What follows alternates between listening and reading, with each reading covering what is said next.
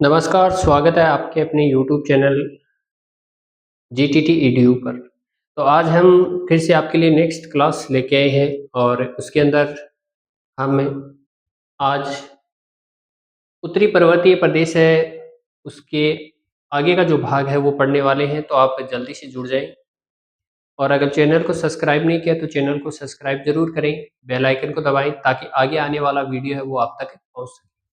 Last class के अंदर हमने बात की थी कि भारत को कितने भौतिक प्रदेशों के अंदर बाँटा गया है। अब मेरा क्वेश्चन आपसे छोटा-सा ये है कि भौतिक प्रदेश होते क्या हैं? ठीक है? यानी भौतिक प्रदेशों के अंदर जैसे कि आप नाम सुनते हो, राजस्थान को अलग-अलग भौतिक प्रदेशों के अंदर बाँटा गया है, भारत को अलग-अलग भौतिक प्रदेशों के अंदर बाँटा गया है। तो ये भौतिक प्रदेश ये है क्या? यानी भौतिक प्रदेश कहते किसे हम? जल्दी से बताएँ कमेंट बॉक्स के अंदर। तो हमने कल भारत के भौतिक प्रदेशों के अंदर देखा कि इसको कितने भागों के अंदर बाँटा गया है। तो अलग-अलग हमने भाग भी देखे, उनके ऊपर हमने चर्चा भी की। जैसे उत्तरी पर्वतीय प्रदेश है, उत्तर का विशाल मैदान है, प्रायद्वीपीय पठार है, तटीय मैदान है, द्वीप समूह है। ये सारे क्या हैं? भौतिक प्रदेश है।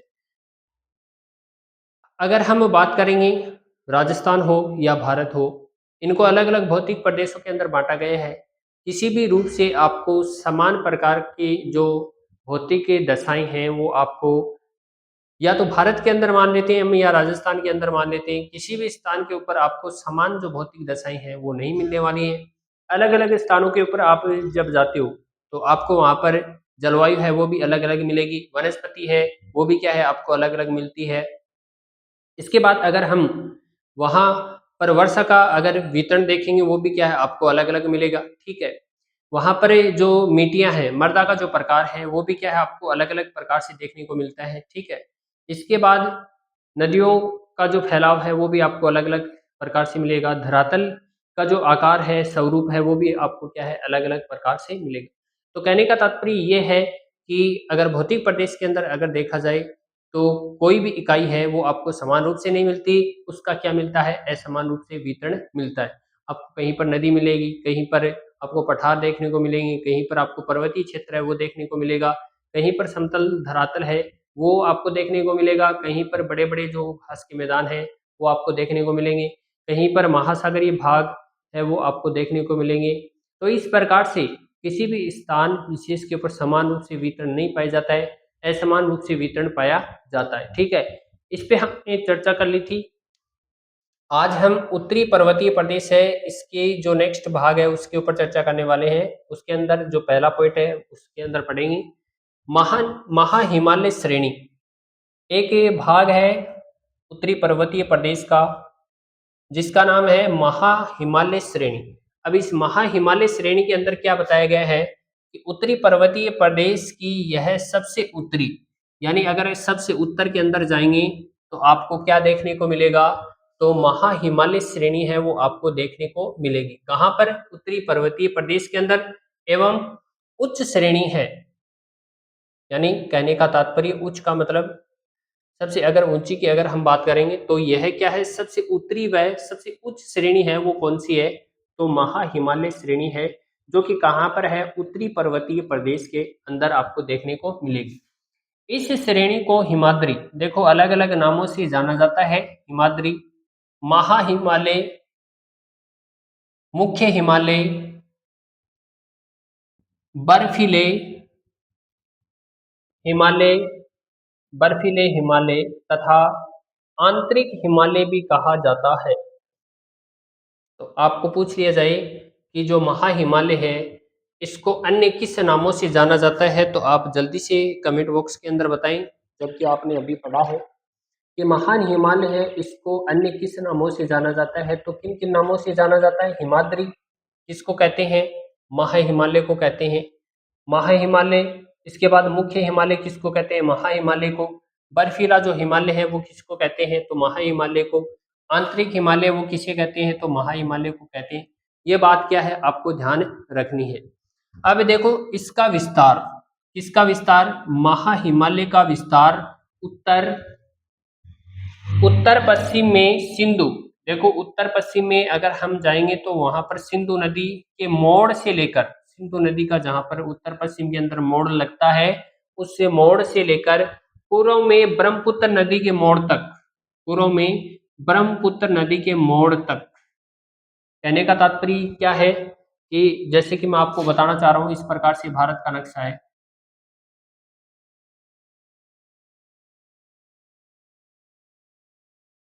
इस प्रकार से आप भारत का जो नक्शा है वो बना सकते हैं। ठीक है।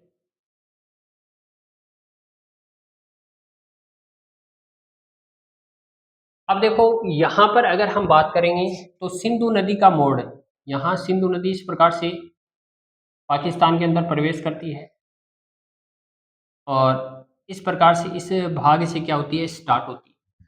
तो सिंधु नदी का अगर यहाँ पर नाम आए तो सिंधु नदी का उद्गम हम देख लेते हैं। सिंधु नदी का उद्गम, सिंधु नदी का उद्गम कहाँ से है? तो सिंधु नदी का जो उद्गम है वो मानसरोवर झील, मानसरोवर झील तिब्बत से क्या इसका उद्गम होता है, तिब्बत। सिंधु नदी का जो उद्गम है वो मानसरोवर की जो तिब्बत झील है, उस झील से क्या होता है, इस सिंधु नदी का उद्गम होता है। और इसके बाद ये भारत के अंदर प्रवेश करती है। कहाँ पर? देखो, ये जो भाग है भारत के अंदर यहाँ पर प्रवेश करती है।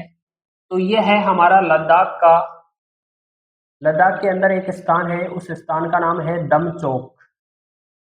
दमचौक नामक स्थान से क्या करती है, ये भारत के अंदर प्रवेश करती है।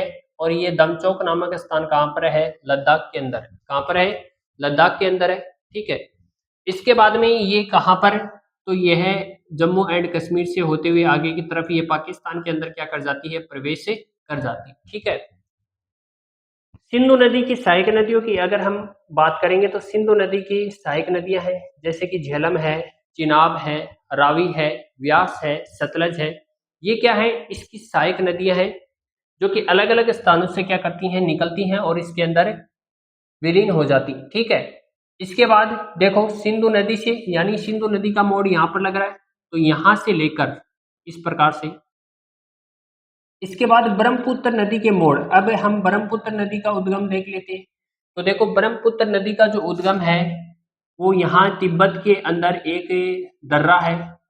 दर्रा, दर्रा मैंने बताया दो पहाड़ियों को जोड़ने वाला बीच का जो तंग रास्ता होता है उसे क्या कहा जाता है, दर्रा कहा जाता है। तो एक दर्रा है, उस दर्रे का नाम है चीम यूंग दूंग दर्रा।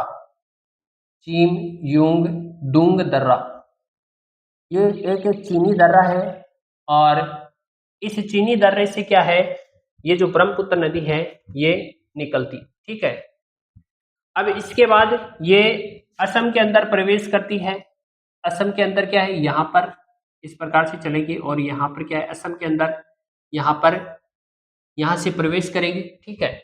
तो सिंधु नदी के मोड़ से लेकर, यहाँ से लेकर और ये ब्रह्मपुत्र नदी के मोड़ तक, यहाँ तक क्या है, चापाकार रूप के अंदर क्या है, आपको ये उत्तर पर्वतीय प्रदेश के अंदर ये महा हिमालय श्रेणी है, ये नजर आएगी। ठीक है, ये ध्यान रखना आपको। इसके बाद इस श्रेणी की औसत चौड़ाई, अगर औसत चौड़ाई की अगर हम बात करेंगे तो कितना, 25 किलोमीटर। ठीक है। औसत चौड़ाई, औसत क्या है, चौड़ाई इस प्रकार से होगी, ये ऊंचाई होगी, ये क्या होगी, चौड़ाई। औसत चौड़ाई की अगर हम बात करेंगे तो कितनी है, 25 किलोमीटर है। और औसत ऊंचाई की बात करेंगे, औसत ऊंचाई की अगर हम बात करेंगे तो कितनी है, 6000 मीटर क्या है, इसकी औसत ऊंचाई है। तो आपको ध्यान क्या रखना है, अगर औसत चौड़ाई पूछ ले आपसे किसकी, माहे हिमालय की अगर औसत चौड़ाई की बात करेंगे तो 25 किलोमीटर, और औसत ऊंचाई की अगर हम बात करेंगे तो 6000 मीटर क्या है, इसकी औसत ऊंचाई है। अब देखो, प्रमुख चोटियां हैं, इस प्रमुख चोटियों के ऊपर बात करें तो प्रमुख चोटियां कौन कौन सी हैं। विश्व की सबसे ऊंची चोटी का पता है आपको, वो कौन सी है, माउंट एवरेस्ट। कौन सी है, माउंट एवरेस्ट या गौरी शंकर, माउंट एवरेस्ट या गौरी शंकर। सागरमाथा व चोमोलुंगमा इसी श्रेणी में स्थित है। सागरमाथा भी इसी श्रेणी के अंदर स्थित है। कहाँ पर, उत्तरी पर्वतीय प्रदेश के जो महा हिमालय श्रेणी है इसके अंदर। माउंट एवरेस्ट भी इसी में है, गौरी शंकर भी इसी में है, सागरमाथा भी इसी में है, और चोमोलुंगमा जो है वो भी क्या है, इसी के अंदर स्थित है। इसकी अगर हम ऊंचाई की बात करेंगे माउंट एवरेस्ट की, तो माउंट एवरेस्ट क्या है, सबसे ऊंची चोटी है। तो अगर इसकी बात करेंगे तो कितनी है, 8,848 मीटर क्या है इसकी ऊंचाई है। किसकी है, माउंट एवरेस्ट की 8,848 मीटर क्या है इसकी ऊंचाई है। ये बात आपको क्या है ध्यान रखनी है, ठीक है। इस चोटी पर इस चोटी पर चढ़ने वाला प्रथम भारतीय तेन सिंह नौरंगे था। ये बात बहुत ही इंपॉर्टेंट है। इस चोटी के ऊपर चढ़ने वाला, यानी माउंट एवरेस्ट के ऊपर चढ़ने वाला सर्वप्रथम जो भारतीय था वो कौन था, तो तेन सिंह नौरंगे नाम का जो व्यक्ति था वो क्या है, इस चोटी के ऊपर क्या है चढ़ता है, ठीक है। ये बात आपको ध्यान रखनी है। इसके बाद क्रम से अलग अलग चोटियां जैसे कंचनजंगा है, इसकी अगर हम ऊंचाई की बात करेंगे तो 8,598 मीटर क्या इसकी ऊंचाई है।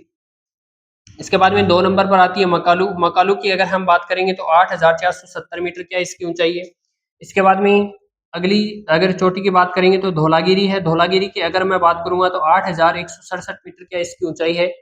इसके बाद में नंगा पर्वत, तो नंगा पर्वत की अगर मैं बात करूंगा तो 8,126 मीटर क्या है इसकी ऊंचाई है। इसके बाद में अगली चोटी की अगर मैं बात करूंगा तो अन्नपूर्णा आती है। अन्नपूर्णा की अगर मैं बात करूंगा तो 8,073 मीटर क्या इसकी ऊंचाई है। इसके बाद में गोसाई थान की अगर मैं बात करूंगा तो 8,013 मीटर क्या इसकी ऊंचाई है। इसके बाद में नंदा देवी की मैं बात करूंगा तो नंदा देवी के है 7,818 मीटर क्या इसकी ऊंचाई है। ये क्या है, इस महा हिमालय की क्या है प्रमुख जो श्रेणियां हैं, प्रमुख जो चोटियां हैं वो क्या है, इसकी महा हिमालय की हैं जो मैंने आपको बताई, जैसे कंचनजंगा है, मकालू है, धौलागिरी है, नंगा पर्वत है, अन्नपूर्णा है, गोसाई थान है, नंदा देवी है। ये क्या है, सारी की सारी महा हिमालय की क्या है प्रमुख चोटियां हैं।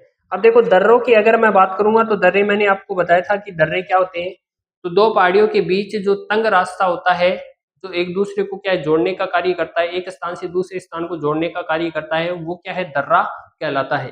तो दर्रे की अगर मैं बात करूंगा तो महान हिमालय में बुर्जिल दर्रा एवं जोजिला दर्रा, जो कि कहाँ पर है, जम्मू एंड कश्मीर के अंदर है, ठीक है। महान हिमालय में अगर मैं बात करूंगा महान हिमालय के अंदर, तो बुर्जिल दर्रा व जोजिला दर्रा कहाँ पर नजर आएंगे आपको, जम्मू एंड कश्मीर के अंदर। सिपकिल्ला दर्रा व बारालाचला दर्रा कहाँ पर नजर आएंगे आपको, तो हिमाचल प्रदेश के अंदर क्या है ये दर्रे नजर आएंगे। तो एक बार स्क्रीनशॉट ले लें, इसके बाद हम आगे चलते हैं, फटाफट से लें स्क्रीनशॉट।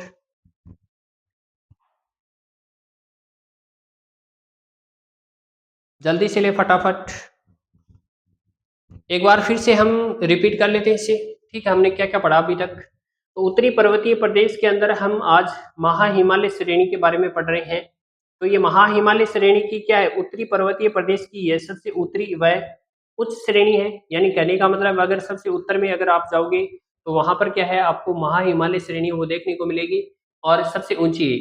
इस श्रेणी को हिमाद्री यानी महा हिमालय श्रेणी है, इसको किस किस नामों से, तो हिमाद्री, महा हिमालय, मुख्य हिमालय, बर्फीले हिमालय तथा आंतरिक हिमालय के नाम से भी क्या जाना जाता है। इसके विस्तार की अगर हम बात करेंगे तो उत्तर पश्चिम में सिंधु नदी के मोड़ से लेकर, तो मैंने आपको ऊपर चित्र के अंदर बता दिया, मोड़ से लेकर पूर्व में अगर हम जाएंगे अरुणाचल प्रदेश की तरफ, तो ब्रह्मपुत्र नदी के मोड़ तक क्या है ये फैली हुई है। इस श्रेणी की औसत ऊंचाई की बात करेंगे तो कौन सी श्रेणी है, महा हिमालय श्रेणी की बात करेंगे तो इसकी औसत चौड़ाई है वो 25 किलोमीटर, और औसत ऊंचाई की बात करेंगे तो 6,000 मीटर क्या है इसकी औसत ऊंचाई है, ठीक है। इसके बाद इसके अंदर जो प्रमुख चोटियां हैं उसके ऊपर हमने चर्चा की, तो फिर से देखते हैं प्रमुख चोटियां। तो विश्व की सबसे ऊंची चोटी आपको पता है माउंट एवरेस्ट है, जिसकी ऊंचाई है वो भी मैंने आपको बता रहा कि 8,848 मीटर क्या इसकी ऊंचाई है। या गौरी शंकर, सागरमाथा व चोमोलुंगमा इसी श्रेणी के अंदर क्या है स्थित है। इसकी ऊंचाई है वो 8,848 मीटर है, किसकी, माउंट एवरेस्ट की। इस चोटी पर चढ़ने वाला प्रथम भारतीय तेन सिंह नौरंगे था। तो आपको पूछ लिया जाए कि माउंट एवरेस्ट पर चढ़ने वाला प्रथम भारतीय वो कौन था, तो कौन था वो, तेन सिंह नौरंगे था, ठीक है। इसके बाद में अलग अलग क्या है जो प्रमुख श्रेणियां हैं जो चोटी हैं वो आती हैं, जैसे कंचनजंगा है वो 8,598 मीटर है, मकालू है वो 8,470 मीटर है, धौलागिरी है वो 8,167 मीटर है, नंगा पर्वत है वो 8,126 मीटर है। अन्नपूर्णा है वो 8,073 मीटर है। गोसाई थान है वो है 8,013 मीटर। नंदा देवी है वो 7,818 मीटर। ये क्या है, प्रमुख चोटियां हैं। ठीक है, इसके बाद में दर्रे, तो दर्रों के बारे में मैंने आपको बता दिया कि दर्रे दो पहाड़ियों के बीच का जो तंग रास्ता होता है उससे क्या कहा जाता है, दर्रा कहा जाता है। तो प्रमुख दर्रे हैं जो महा हिमालय इसके अंदर, जैसे बुर्जिल एवं जोजिला दर्रा जो कि जम्मू एंड कश्मीर के अंदर है। सिपकिला एवं बारालाचला दर्रा ये हिमाचल प्रदेश के अंदर है। ठीक है, तो एक बार स्क्रीनशॉट ले लें इसका दोबारा। तो आपको क्लास कैसी लगी ये जरूर बताना है, और चैनल को अगर सब्सक्राइब नहीं किया तो चैनल को सब्सक्राइब जरूर करें, बेल आइकन को दबाएं ताकि आगे आने वाला वीडियो आप तक पहुंच सके। और अपने दोस्तों को और अपने मित्रों को क्या है ज़्यादा से ज़्यादा आप बताएं, उनके पास में क्लास को भेजें ताकि उनको भी क्या है पढ़ने को मिले। ठीक है, सारी बातें हैं वो जानने को मिले। तो आप ज़्यादा से ज़्यादा क्लास को क्या है शेयर किया करो, चैनल को सब्सक्राइब भी किया करो, और आगे भी क्या है ज़्यादा से ज़्यादा इस क्लास को भेजा करो ताकि उनको भी क्या है सहायता है वो मिल सके। और किसी भी प्रकार की आपको अगर समस्या है तो वो समस्या आप कमेंट बॉक्स के अंदर लिख सकते हैं। तो आपको क्लास कैसी लगी ये ज़रूर बताना। ठीक है, चैनल को सब्सक्राइब जरूर करना, बेल आइकन को दबाएं ताकि आगे आने वाला वीडियो आप तक पहुंच सके। धन्यवाद।